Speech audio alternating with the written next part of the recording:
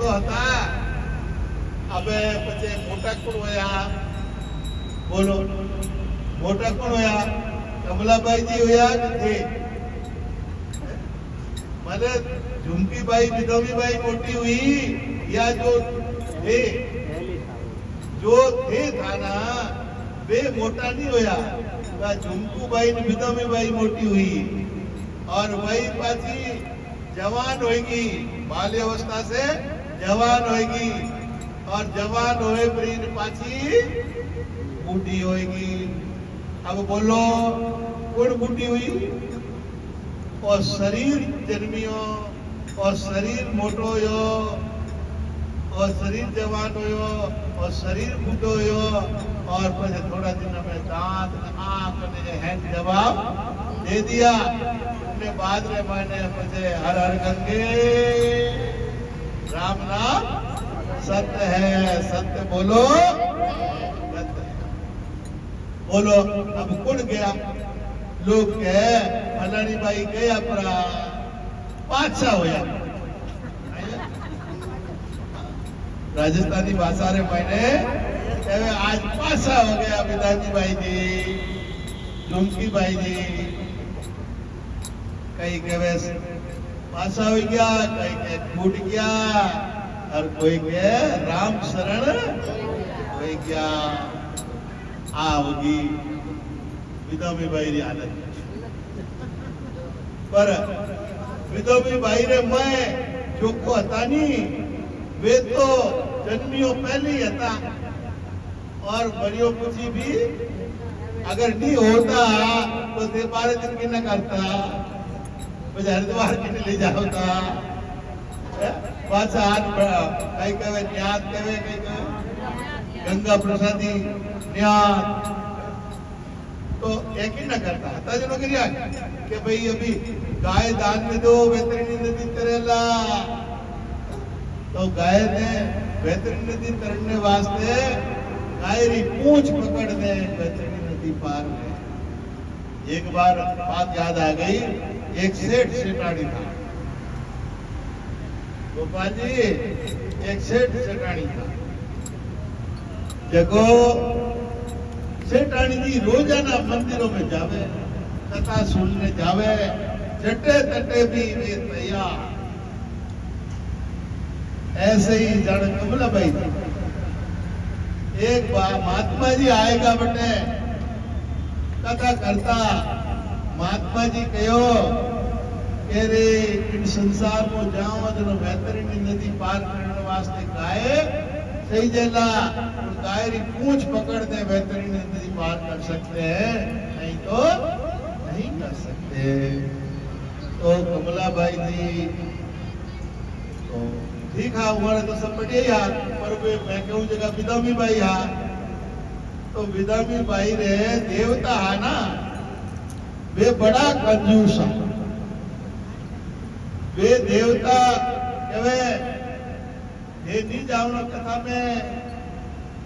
में जावे तो खर्चो गए कथा में वे जाओ ना उन्हें दान देवना पड़े और दान देवो तुम्हारे बेटो ने धन कम हो जी इन वास्ते ते कथा में नहीं जाओ पर विधोबी बाई बड़ा होशियार है वे केवरे सेठ थी मैं तो खाली हुनन में जाऊं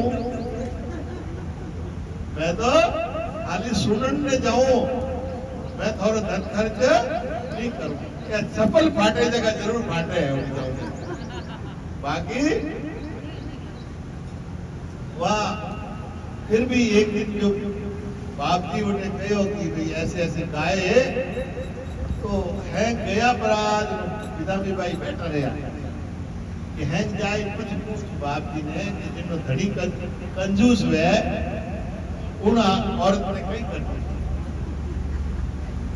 यदि हैं गया परा बाप जी कह रहे भाई तू की कर बैठी है कई यदि बाप जी ने आज प्रणाम करिया कि बाप जी मन तो चिंता होने लगी बोले कई कथा में तो चिंता मीडिया करे आवे जब मेरी चिंता तो कथा में खत्म हो जावे और देखो मैं कथा में आई तुम्हारी चिंता होगी कैसी चिंता हुई बताओ बोले चिंता तो एडी हुई केवे जड़ी बात कोनी गुरुजी कई है बताओ तो सही। गुरुजी ने तो हैंग चीज बताया करे। तो बोले गुरुजी जिन औरत रो पति दान नहीं करे कंजूस वे उन औरत ने गुप्त दान देवे वा औरत तो कई बेहतरीन पार हो जावे कहीं। पंडित जी बोले अरे हमारे दामोदर जी जाने अरे गुप्त दान तो सबो श्रेष्ठ है। हाँ जको ते दान नाम लिखा ने देवो के उनो 4 गुना फल मिलिया करे परंतु जको गुप्त देवे उनो 10 गुना फल मिले। 100 रुपया सीधा 1000 रुपया और नाम लिखावे जकेरा 400 रुपया। जनो कहो रे बाप जी जनो तो अपन सतो बणजी काम बढ़ती के आकाले सुबह मारे घरे तो है जीवन ने पदार्थ पर मैं बटे थाने माटी री गाय देऊला ते मना बती कर दे तुम्हारे पति मारे पति ने मना कर दियो तो वो ऐसे जो थे मनाओ ने मानेला नहीं फिर भी मैं कोशिश करूं पर ते बिटरी गाय देख मना मत कर दो। वो बिटरी नहीं वेला उनमें बहुत कुछ भाग वेला। बाप जी कहो कि भाई जड़ दे जड़ पाई मने कहीं माटी दे तो माटी जड़ी मिली धने और सोना चांदी हीरा कर दे तो वैसा करोगे वैसा। पंडित जी घरों की को देते गुरुजी घरों की नहीं देवे। गुरुजी लिखने मिठाई रो पैकेट लेने आया आप तो खाने मिठाई 500 प्रसाद में मिल जी केला लाया तो केला मिल जी जेड़ा प्रसाद लेने आया हो बेड़ो प्रसाद खाने उनो 4 गुना होने मिल जी 10 गुना होने मिल जी जेड़ी श्रद्धा बेड़ो आप फल मिल। अब वो भाई जी निमंत्रण दे दियो और सुबह पंडित जी नहा धो तिलक चापा कर करो ने बाप जी पहुंच गया और जो ही पहुंचा उन्होंने पहली जब निमंत्रण देने घरे की भाई बढ़िया भोजन बनाया सेठ जी ने और सेठ जी ने आसन लगान बाजोट लगान भोजन पुरुष्य और बड़ी मीठी मीठी बोली मारे भाई तो है नहीं काम कर्या करे जैसे कोई पति को काम करावनो है नहीं जना उन दिन केडो बढ़िया उन्हें मन पसंद रो भोजन बनावे और बढ़िया मीठी मीठी रसगुल्ले जड़ी बोले। अब बढ़िया सेठानी जी सेठ जी ने राजी कर परा धीरे से कान में मन बाप जी के सेठ जी मैं एक बात कहूं कि बानो आज सेठ जी बड़ा पसंद करते और कहो कि सेठ जी एक महात्मा जी आया है महात्मा रो नाम लियो तो सेठ जी रा कान ऊंचा हो जाता। अरे कि खर्चो तो नहीं करावे तू कटी क्या खर्चो तो खाली भोजन कराओ मस्ती बंद करो और एक माटी री गाय मैं बनाई दी हूँ वो माटी री गाय दान कर दी। बोले आ गलत बात मैं दान वान की नहीं दूं मैं तो ले लूं मैं तो लाला राम हूं देवा राम नहीं हूं।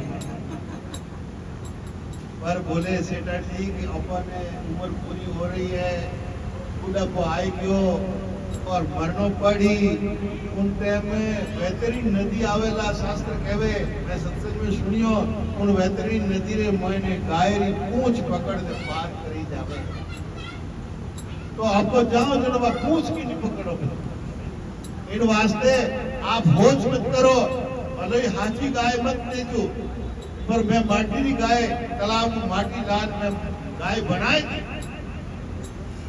बोले है कटे के वो कमरे लाल भूखे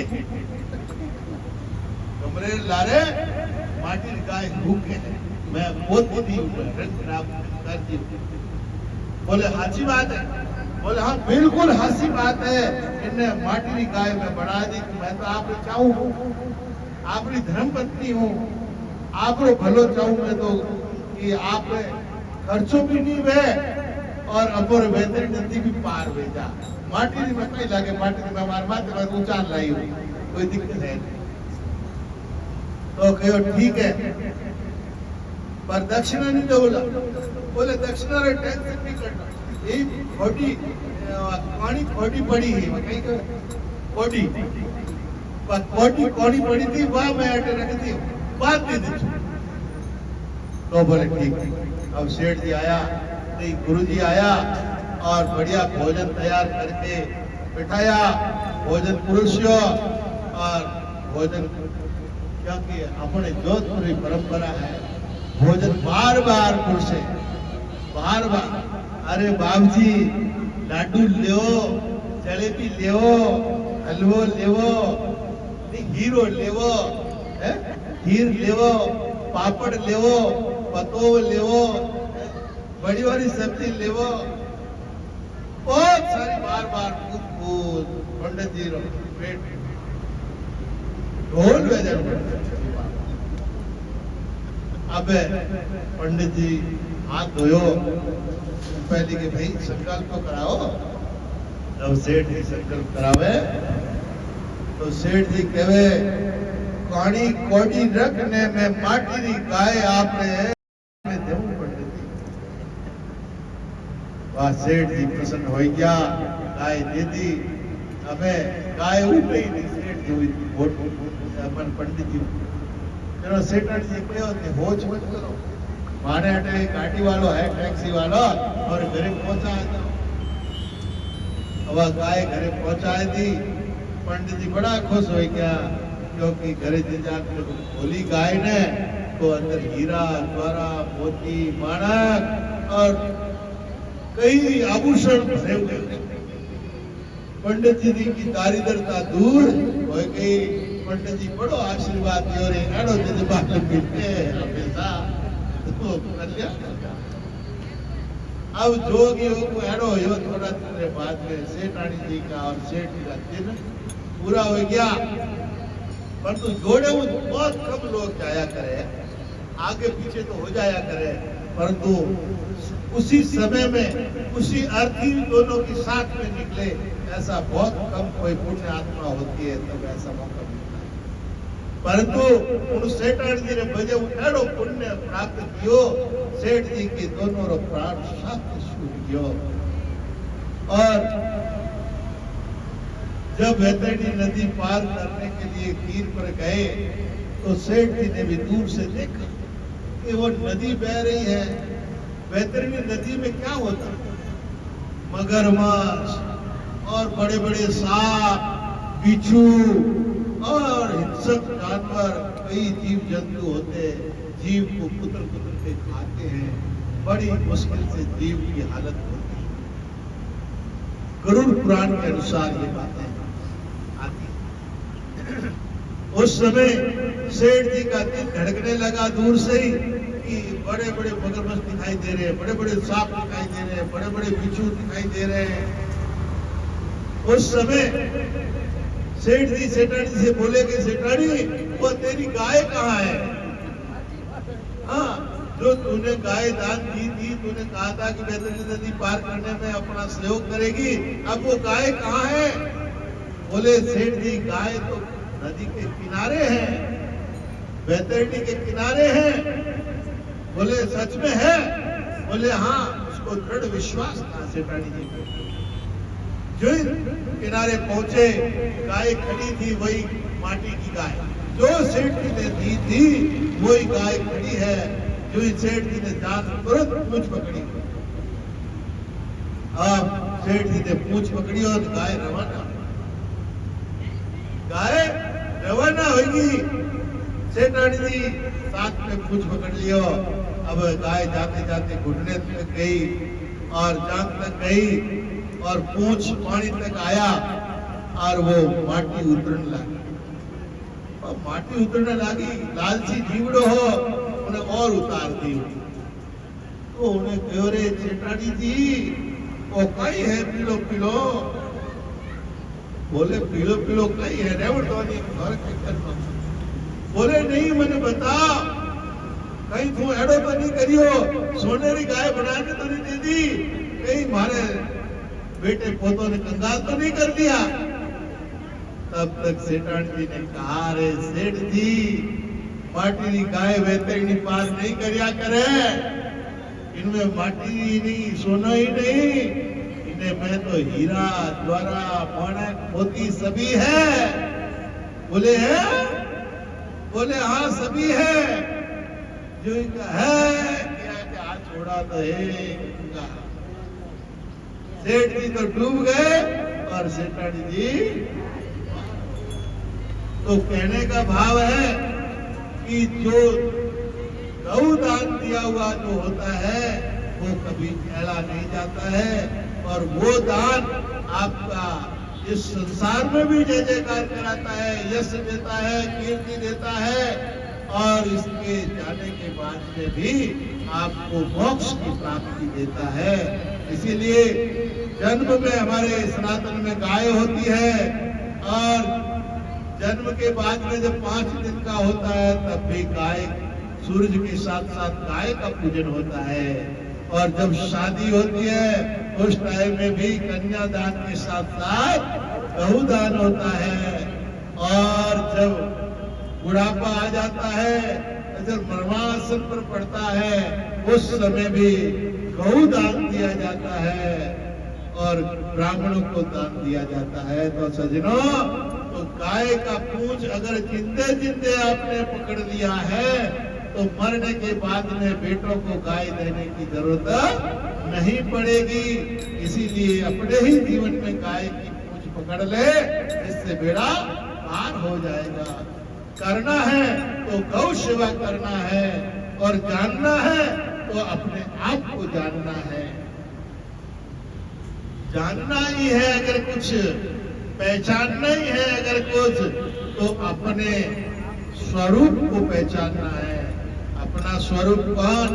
कि मैं बिदामी बाई नहीं हूँ, मैं झुमरी बाई नहीं हूँ, मैं तो इस शरीर में रहने वाला हूँ, जो बचपन में भी था, जवानी में भी हूँ, बुढ़ापे में भी रहूंगा, मरने के बाद में भी रहूंगा, और जन्म से पहले था जब माँ के गर्भ में आए ना, जन्म से पहले ये जब आए, और बाद में रहेंगे तब दोबारा दिन करेंगे ना।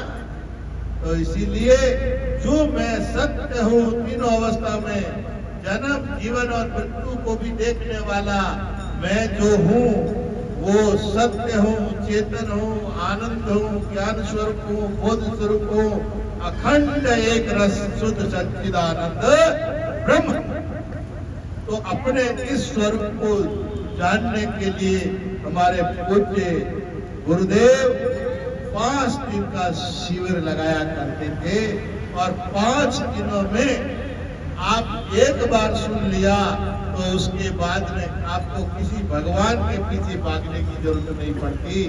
और आप यहाँ से जब जाते तो लोग कहते कि प्रत्यक्ष परमात्मा की प्राप्ति हो गई क्या आपको? तो आप क्या कहते? कहते मुझे हुई या नहीं हुई उस बात को छोड़, अरे तुझे चाहिए तो मेरे सामने बैठ, अभी तेरे को परमात्मा की प्राप्ति करवाता। इतना आपके अंदर वो गर्व, अपनी इतनी हिम्मत आ जाती, क्योंकि आपको न कुछ छुड़ाया जाता था न कुछ पकड़वाया जाता था।